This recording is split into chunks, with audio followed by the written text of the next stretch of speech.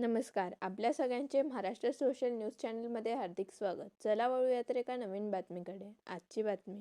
Gas cylinder नोंदणी ॲपमधील तांत्रिक अडचणींमुळे शहरातील ग्राहकांना मोठा त्रास सहन करावा लागत आहे. नोंदणी होत नसल्याने गॅस एजन्सीवर रांगा लागत असून अनेकांना सिलेंडर मिळण्यात विलंब होत आहे.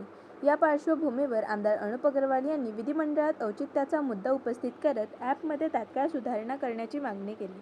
तसेच गॅस सिलेंडरच्या काळ्या बाजारावर कठोर कारवाई करण्याचे निर्देश देण्याचेही त्यांनी मागणी केली. एक मिनिटामध्ये औचित्याच्या मुद्द्यानेच मी आपलं लक्ष वेधू इच्छितो. अध्यक्ष महोदय, धुळे शहरात घरगुती गॅसच्या विषयावरचा माझा मुद्दा आहे.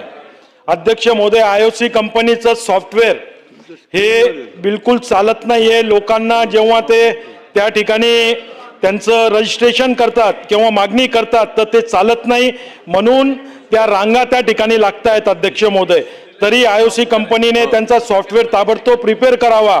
त्याचप्रमाणे अध्यक्ष महोदय, घरगुती गॅसचं जे कालाबाजार चालू आहे अध्यक्ष महोदय, जे रिक्षांमध्ये गाड्यांमध्ये ज्याप्रमाणे ते सिलेंडर त्या रिक्षांमध्ये आणि याच्यामध्ये भरल्या जातात, त्याच्यामुळेही अध्यक्ष महोदय त्या ठिकाणी गॅसचा मोठा तुटवडा त्या ठिकाणी होत आहे.